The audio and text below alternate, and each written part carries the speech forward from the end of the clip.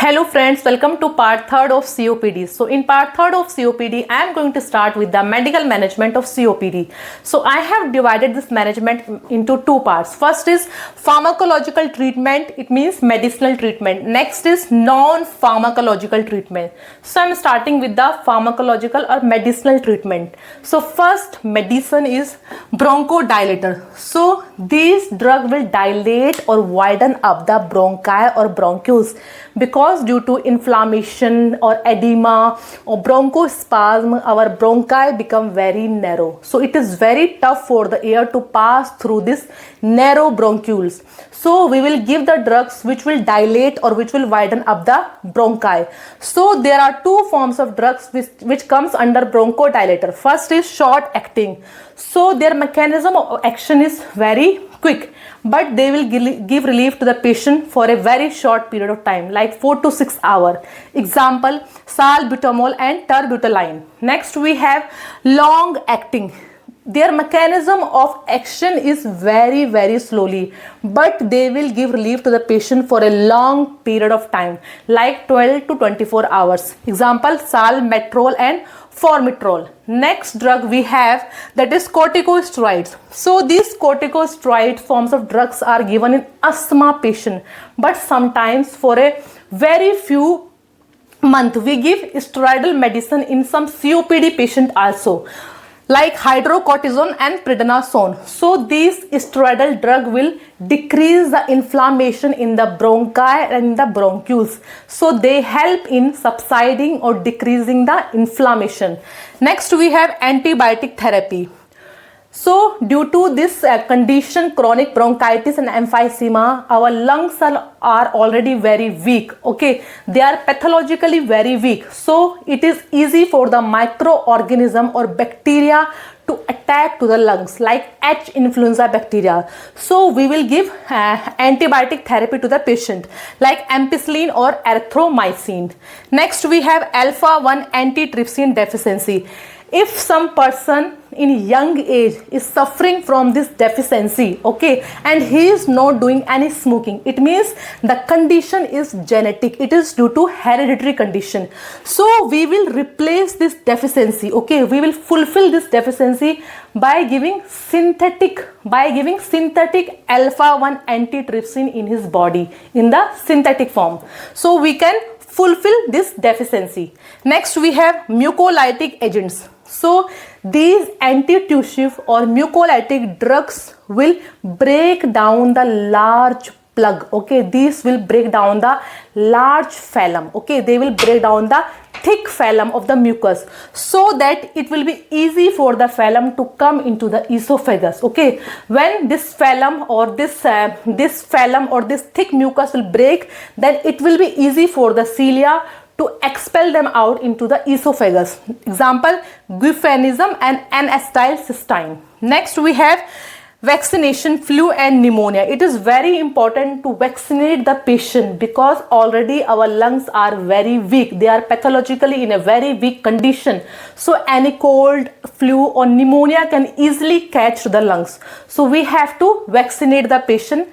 Next we have analgesics. If patient is having dyspnea condition, he is feeling a little bit pain or any pain in the chest while he is doing inhalation or exhalation, or while patient is coughing. Okay, so if the patient is feeling some tightness or some pain in the chest, then we can also provide the analgesics to the patient, like painkillers. Next we have methyloxanthine. The methyloxanthines, they will also decrease the inflammation and they will do the bronchodilation in the bronchioles. So example is aminophylline. Next we have combination inhalers. So nowadays lot of inhalers are coming in the market. So there are two forms of drugs which are combined together to give much more relief to the patient. So example, formoterol and budesonide. Now we come to the part non-pharmacological treatment. So first we will stop smoking. So completely we will stop the smoking condition. The patient, we will do the smoking cessation here. Okay. So if the patient is smoking for a very long period of time, then we cannot cut the smoking immediately, because If we cut the smoking immediately, then there will be some nicotine withdrawal symptoms will be seen in the patient, like anxiety, depression, headache, okay, like unconsciousness. So we can also provide nicotine replacement therapy to the patient, means we will slow down the nicotine, okay, we will slow down the smoking condition in the patient, okay. So we can also provide chewing gums or tablets in which there is a little amount of nicotine present, so that the patient cannot face the withdrawal symptoms of smoking. Next, we have nebulization or steam inhalation. So in hospital, you all have seen that we give nebulization mask to the patient, in which we add some drug into the nebulizer, and that steam or nebulizer will widen up or broaden our bronchi and bronchioles and it will be easy for the patient to get oxygen from the environment.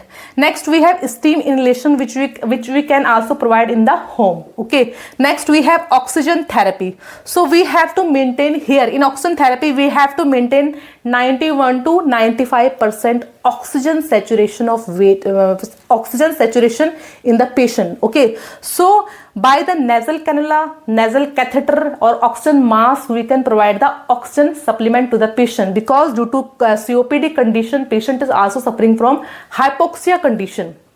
So you can provide oxygen therapy to the patient, okay.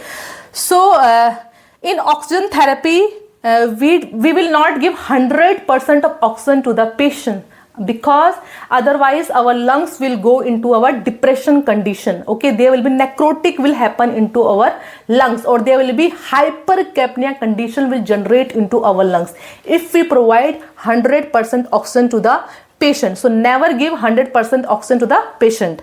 Next, we have pulmonary rehabilitation program. There are several other forms of programs which are combined together in the pulmonary rehabilitation program. So it is a complete rehabilitation program for the patient. Like in this program, we can educate the patient about the exercise of our lungs, okay. We can strengthen up our respiratory muscles, our diaphragm muscles.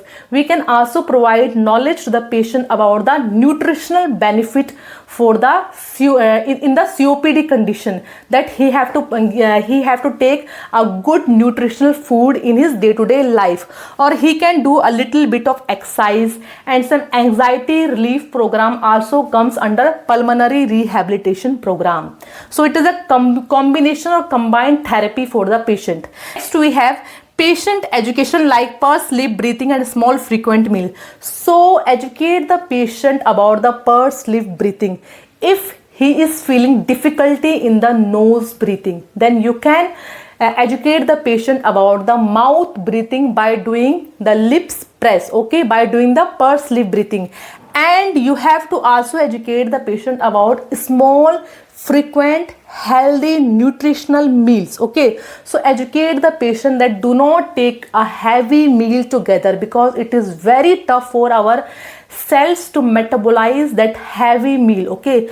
As we are already suffering from the hypoxemia condition in the blood, there is low amount of oxygen in the blood, and if the person is taking heavy meals, so it will be very tough for our cells to break down that food. So take a frequent and nutritional meals, okay. Next, we have increased fluid intake 3 liters per day. So it is very important for the COPD patient to take a lot of amount of water. If the patient is not suffering from any kidney or heart disease, then he can take a lot of amount, so that it will be easy for the phlegm or a thick mucus to expectorate out from our body, for easy release from our body, okay. So this was the medical management of the COPD. So next, we have surgical management of COPD. So what are the surgeries that you perform in the COPD patient? So first surgery we have, that is called as bullectomy. Bullectomy means removing of large air spaces or removing of large alveoli, which are called as bullae in the lungs, okay. So this bullae is formed when there is a emphysema condition, when the alveoli lost their elasticity. So a lot of alveoli comes together and form a large bullae, a large air trapping space in the lungs. So these bullae will trap into the lungs and they will occupy a large amount of space in the lungs, due to which the healthy alveoli will not able to do their function properly.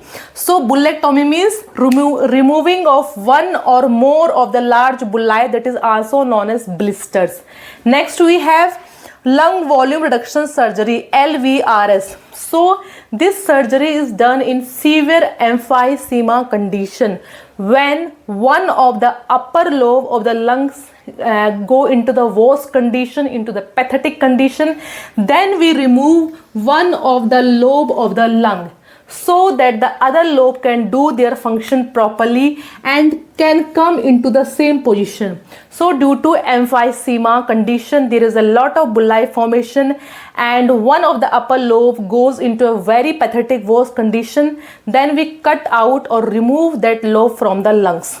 Next we have bronchial rheoplasty. So this is a new technical form of surgery in which through the electric current we destroy some mucosal or goblet cell in the lungs, because they secrete a high amount of phlegm there, and due to which the new mucosal or new goblet cell can form. So we have lung transplant. So it is a last surgical option when all other surgeries are not working in a proper way. Then it is a complex surgical procedure, because we need a donor lung here, and we can transplant one lung or we can transplant both the lungs in the COPD patient. And this surgery is performed when the lungs have gone in a very bad or in a pathetic condition. Next, what are the management that we do for the COPD patient? As a nurse, as a nursing officer, what are the surgeries that we can perform? First, assess the airway, monitor sputum color and consistency. So we have to assess the respiratory rate of the patient. We can check out for the color of sputum, is it white, yellow or greenish. Next we have suctioning to remove secretion. If a heavy phlegm or heavy thick mucus is formed in the respiratory tract and patient is feeling difficulty in breathing, then we can do the suctioning process here. Next we have encourage oral fluids. So 3 liters per day. So encourage the patient to take plenty of fluids, that it could be easy for the patient to expel out the phlegm or mucus. Next we have give coughing and deep breathing exercise. So coughing and deep breathing exercise is very important. Teach the patient about the pursed lip breathing exercise, and you can also go for pulmonary rehabilitation program or pulmonary exercises, so that our diaphragm and our lungs muscles can be healthy. Next we have give small frequent meals. So teach the patient that do not take the meal in one quantity or in a heavy meals. Teach the patient that he should avoid heavy meals and take the meals in a frequent time intervals, which should be nutritious and healthy. Next we have give high fowler position. If patient is feeling shortness or dyspnea, then you can provide a comfortable position to the patient according to his comfort, like semi-fowler or fowler position. Next we have assess lung sound. Auscultate the lung sound with the help of a stethoscope, that any abnormal sound like wheezing or crackling sound is not coming out from the lungs.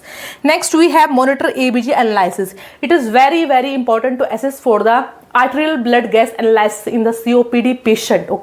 So you should know the normal values of ABG and the patient value.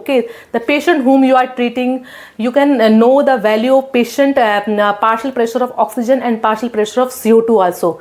Next we have give frequent oral care, remove secretion. Due to this phlegm, heavy mucus, and the mouth of the patient becomes very in a bad condition. There is a very foul odor comes from the patient mouth, and you can give oral hygiene to the patient in morning as well as in evening routine. Next we have chest physiotherapy and education. It is very important to do the chest physiotherapy, so that we can expectorate out or we can expel out the extra mucus from the lungs of patient, and educate the patient as well as his family about the lifestyle modification, and to quit the smoking, and to remain away from the polluted area. So this was the management of COPD. So if you have really liked this video, so I request you to please like, subscribe and share, so that I could make more new videos. Thank you.